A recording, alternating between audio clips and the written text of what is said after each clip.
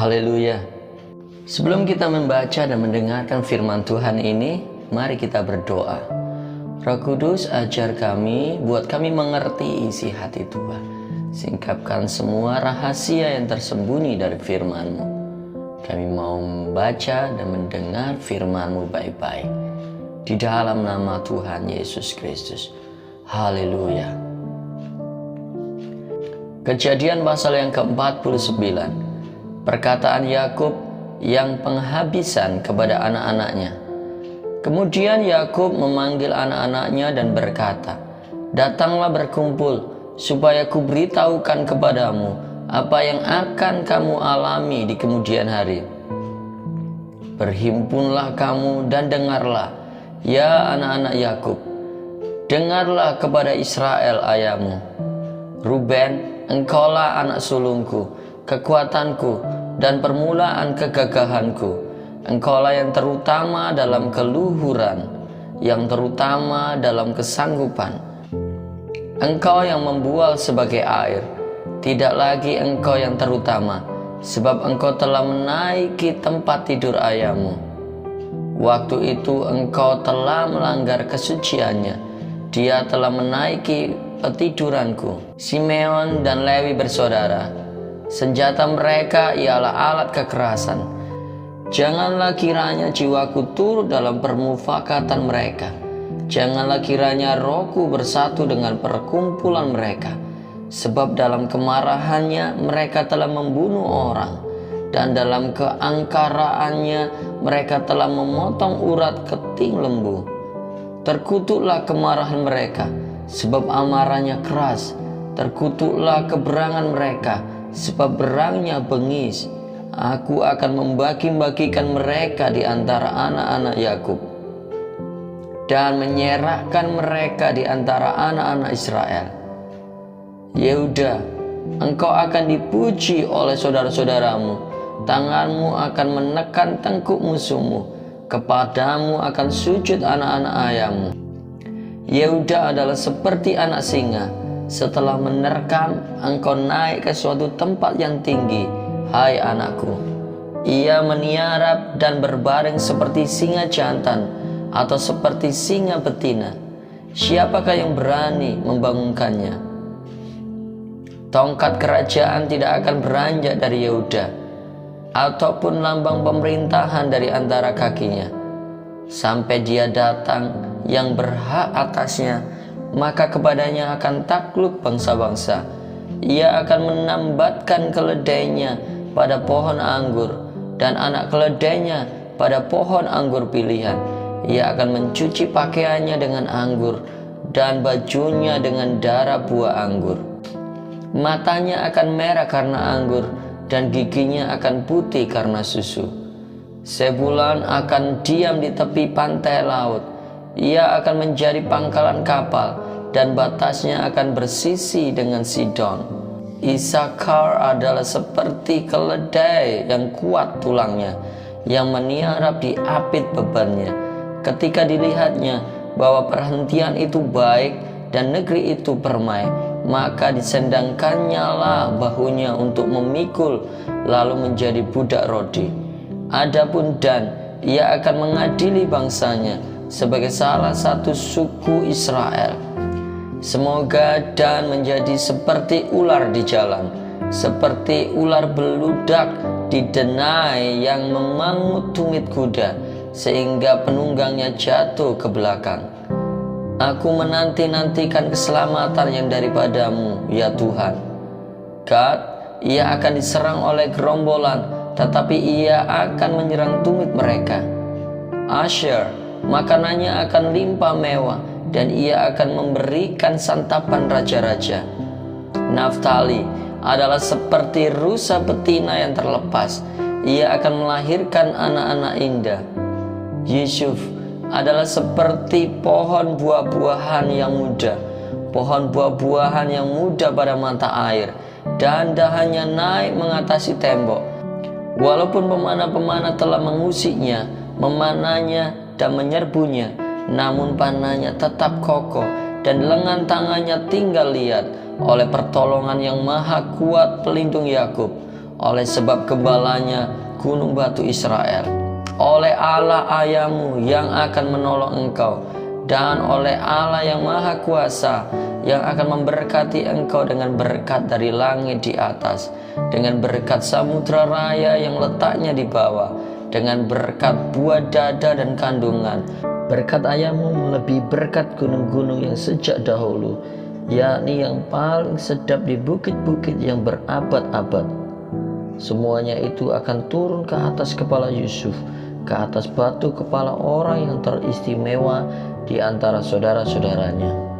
Benyamin adalah seperti serigala yang menerkam. Pada waktu pagi ia memakan mangsanya, dan pada waktu petang ia membagi-bagi rampasannya. Itulah semuanya suku Israel, 12 jumlahnya, dan itulah yang dikatakan ayahnya kepada mereka ketika ia memberkati mereka. Tiap-tiap orang diberkatinya dengan berkat yang diuntukkan kepada mereka masing-masing. Yakub meninggal dan dikuburkan. Kemudian berpesanlah Yakub kepada mereka, apabila aku nanti dikumpulkan kepada kaum leluhurku, kuburkanlah aku di sisi nenek moyangku dalam gua yang di ladang Efron orang Het itu, dalam gua yang di ladang Makpela di sebelah timur Mamre di tanah Kanaan, ladang yang telah dibeli Abraham dari Efron orang Het itu untuk menjadi kuburan milik. Disitulah dikuburkan Abraham beserta Sarah istrinya. Disitulah dikuburkan Ishak beserta Ribka istrinya. Dan disitulah juga kukuburkan Lea. Ladang dengan gua yang ada di sana telah dibeli dari orang Het. Setelah Yakub selesai berpesan kepada anak-anaknya, ditariknyalah kakinya ke atas tempat berbaring dan meninggallah ia. Maka ia dikumpulkan kepada kaum leluhurnya. Kejadian pasal yang ke-50. Lalu Yusuf merebahkan dirinya mendekap muka ayahnya serta menangisi dan mencium dia. Dan Yusuf memerintahkan kepada tabib-tabib, yaitu hamba-hambanya, untuk merempah-rempahi mayat ayahnya. Maka tabib-tabib itu merempah-rempahi mayat Israel. Hal itu memerlukan 40 hari lamanya. Sebab demikianlah lamanya waktu yang diperlukan untuk merempah-rempahi, dan orang Mesir menangisi dia 70 hari lamanya. Setelah lewat hari-hari penangisan itu, berkatalah Yusuf kepada seisi istana Firaun, jika kiranya aku mendapat kasihmu, katakanlah kepada Firaun bahwa ayahku telah menyuruh aku bersumpah. Katanya, tidak lama lagi aku akan mati. Dalam kuburku yang telah kugali di tanah Kanaan, disitulah kau kuburkan aku. Oleh sebab itu, izinkanlah aku pergi ke sana, supaya aku menguburkan ayahku. Kemudian aku akan kembali. Lalu berkatalah Firaun, pergilah ke sana dan kuburkanlah ayahmu itu, seperti yang telah disuruhnya engkau bersumpah. Lalu berjalanlah Yusuf ke sana untuk menguburkan ayahnya. Dan bersama-sama dengan dia berjalanlah semua pegawai Firaun, para tua-tua dari istananya, dan semua tua-tua dari tanah Mesir, serta seisi rumah Yusuf juga, saudara-saudaranya, dan seisi rumah ayahnya. Hanya anak-anaknya serta kambing domba dan lembu sapinya ditinggalkan mereka di tanah Goshen. Baik kereta maupun orang-orang berkuda turut pergi ke sana bersama-sama dengan dia, sehingga iring-iringan itu sangat besar. Setelah mereka sampai ke Goren Hatat yang di seberang sungai Yordan, maka mereka mengadakan di situ ratapan yang sangat sedih dan riuh. Dan Yusuf mengadakan perkabungan 7 hari lamanya karena ayahnya itu. Ketika penduduk negeri itu, orang-orang Kanaan, melihat perkabungan di Goren Hatat, berkatalah mereka, inilah perkabungan orang Mesir yang amat riuh. Itulah sebabnya tempat itu dinamai Abel Misraim, yang letaknya di seberang Yordan. Anak-anak Yakub melakukan kepadanya seperti yang dipesankannya kepada mereka. Anak-anaknya mengangkut dia ke tanah Kanaan, dan mereka menguburkan dia dalam gua di ladang Makpela yang telah dibeli Abraham dari Efron, orang Het itu, untuk menjadi kuburan milik, yaitu ladang yang di sebelah timur Mamre. Setelah ayahnya dikuburkan, pulanglah Yusuf ke Mesir, dia dan saudara-saudaranya dan semua orang yang turut pergi ke sana bersama-sama dengan dia untuk menguburkan ayahnya itu. Yusuf menghiburkan hati saudara-saudaranya.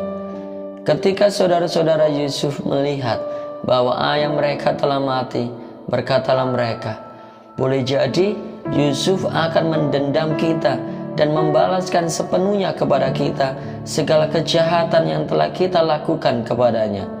Sebab itu mereka menyuruh menyampaikan pesan ini kepada Yusuf. "Sebelum ayahmu mati, ia telah berpesan, beginilah harus kamu katakan kepada Yusuf, ampunilah kiranya kesalahan saudara-saudaramu dan dosa mereka, sebab mereka telah berbuat jahat kepadamu. Maka sekarang ampunilah kiranya kesalahan yang dibuat hamba-hamba Allah ayahmu." Lalu menangislah Yusuf ketika orang berkata demikian kepadanya. Juga saudara-saudaranya datang sendiri dan sujud di depannya serta berkata, "Kami datang untuk menjadi budakmu."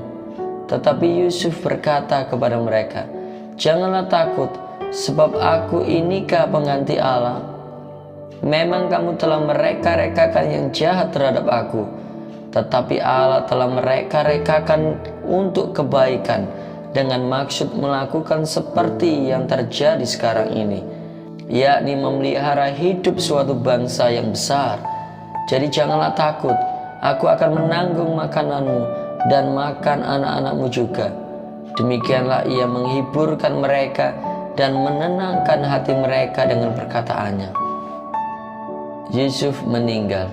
Adapun Yusuf, ia tetap tinggal di Mesir beserta kaum keluarganya, dan Yusuf hidup 110 tahun. Jadi Yusuf sempat melihat anak cucu Efraim sampai keturunan yang ketiga. Juga anak-anak Makhir, anak Manasye, lahir di pangkuan Yusuf.